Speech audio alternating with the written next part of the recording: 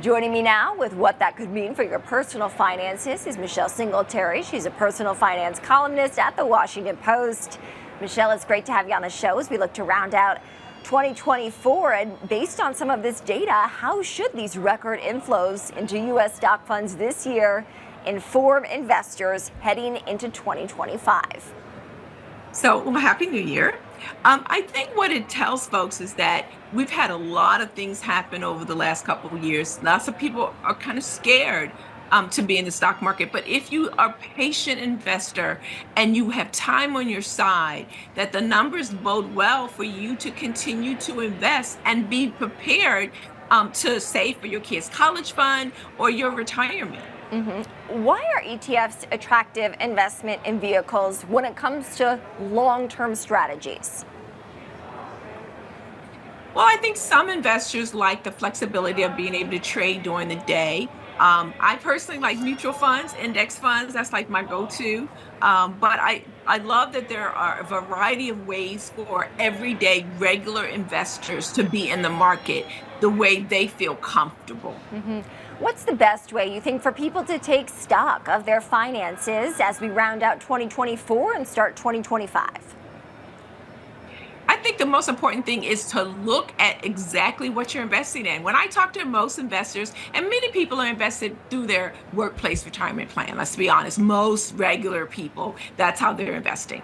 And they're either scared to look or they don't look at all. They have no idea what they're invested in. They just know somebody smartly told them to invest. And so this is the perfect day, actually, to pull up what you're invested in, look at how it performed over the year. Maybe you're not investing enough. And so now in the new year, you can maybe up those contributions through your workplace plan so that you can meet those retirement goals down the road. And Michelle, of course, we know that there's a lot of lessons, right, that our finances can teach us, both the good and the bad, as people do take stock of what they learned and maybe some resolutions for the year ahead. How should they be looking at the good and the bad when it comes to lessons learned? So I love looking at both what I did right and what I did wrong. So when you look at what you did wrong, a lot of people want to beat themselves up, but I look at it as, okay, this is a really good lesson. I wasn't paying attention or I wasn't investing enough. And so that to me is motivation to do better. And you look at the good because you need to have something to cheer yourself on. So maybe you aren't investing enough, but what you invested did really well. So you pull those two together and use both of them as motivation to do better if you are not happy where you are. I love making New Year's resolutions. I know some people are like, oh my gosh, because lots of studies say that by February people have fallen off. Like you promise yourself to exercise and then you never use that membership. But I think every year gives you a chance to change. And I embrace that. So maybe I didn't reach all my financial goals last year, but now I got another clean slate to try it again. It's like when inventors, they keep doing things until it gets right.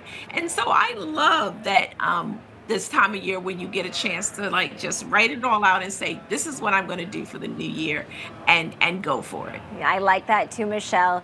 Of course, a credit report and a credit score can give our viewers a sense of how they are doing.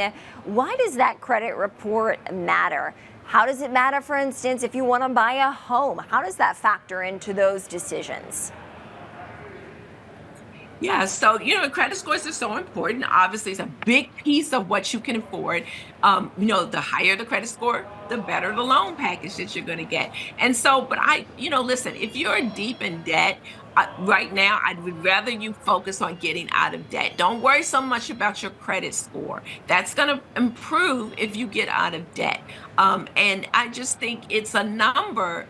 And I'm going to say something that's probably going to shock people, right? People are like, oh, I have this kind of credit score, but really what does it say? I'm a good debtor. And I like to get people out of debt. And so don't be so proud that you have a big credit score, because all it means is that you know how to manage debt. You know how to manage debt, but it's still debt. And I feel like debt is a weight on your shoulders. So try to do whatever you can to get out all your debt, including your home mortgage. Michelle Singletary, personal finance columnist at the Washington Post. Michelle, thank you so much and Happy New Year. Yeah, Happy New Year to you as well.